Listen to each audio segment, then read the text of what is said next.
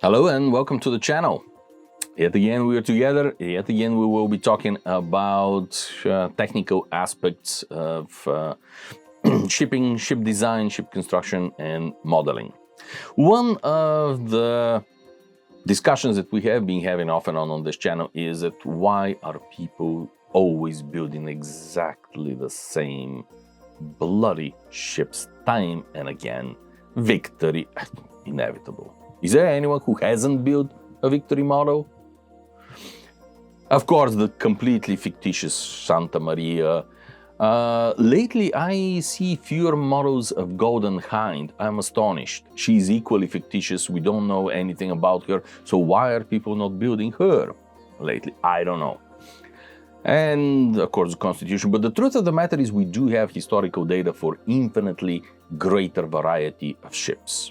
Some extremely interesting, some equally important, but people do not do them. Why? Well, because no one has built a kit of them, because the drawings are not widely available. But we have already discussed how much the archives can yield. What wonderful information is hidden.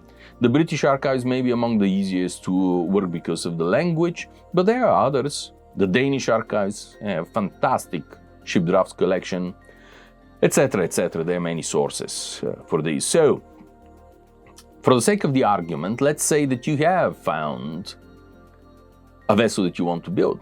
Historical, you have gone to the archives, you have ordered the drawings, they have arrived, so you're ready to build, are you? Well, as a matter of fact, no. And this is something that David Anchor also addresses in his books, so I recommend reading them. The truth of the matter is that the drawings as they arrive in your hands are a distortion, Xerox or scan, of what is surviving the archive. So this is one level of extraction that is already damaging the accuracy of the lines. The second is that obviously the lines as copied are usually quite thick, thicker than they originally were drawn, and thick to the point where they can make a difference in scale and create unfair hull. And then, of course, there is the most obvious reason. After 200, 300, 400 years in the archives, this paper has been, or vellum, has been shrinking, expanding, has been subject to humidity, subject to insects, subject to mishandling. In other words, numerous causes have caused significant distortion. And that distortion is what we need to correct for, because distorted paper is going to give you unfair line. I think that this is really what stops most people from delving into greater variety of modeling subjects less frequently. But it is fairly easy to correct these distortions. For one thing, the draftsman always provided the graphic scale. So to some extent, by measuring the distortion on the graphic scale, knowing to what the measurements are supposed to be, you can estimate how much of a distortion has been introduced. Nowadays, there are a number of ways that you can compensate this, mostly electronic ones.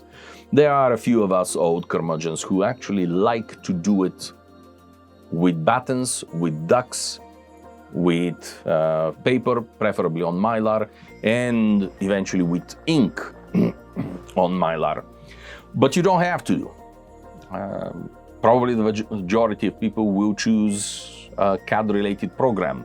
Rhino is a particularly good program because it is cheap and because it is fairly easy for dimwits like me to learn to use it.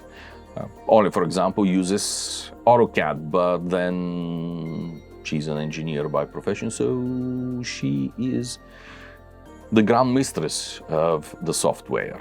I am not. There are a number of other ways. First of all, you can correct, because nowadays usually you're not receiving a paper version of paper copy of the drawing, you're receiving a file. And that file you can obviously enter and manipulate in graphic softwares. You can correct it to some extent. You can do some of the compensations in either Illustrator or Photoshop or whatever the freely available substitutes are on the internet.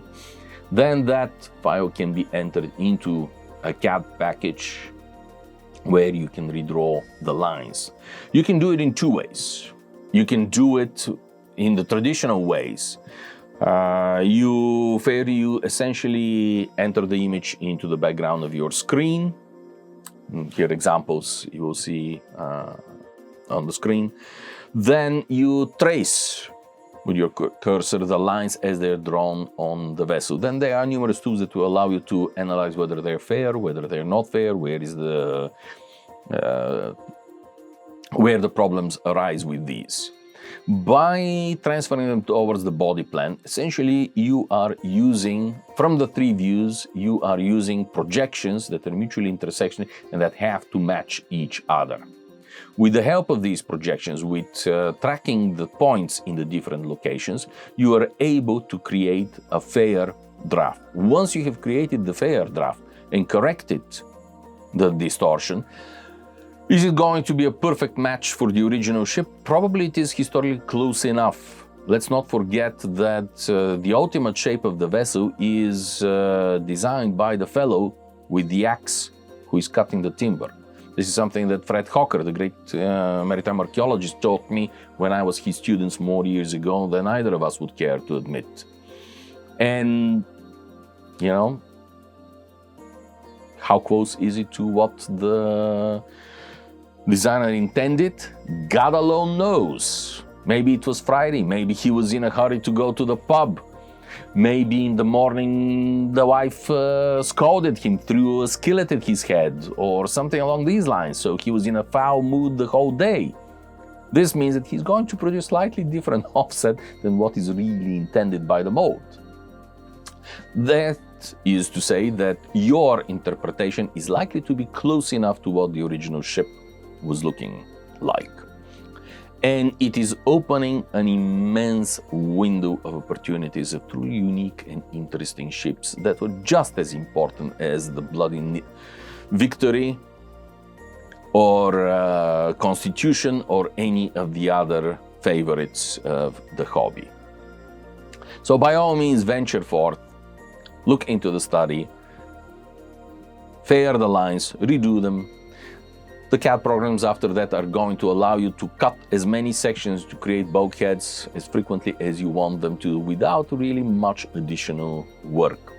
The alternative to this is the more traditional way of developing the lines. There is another option. You create a 3D model and then you section this model in whatever distances you choose.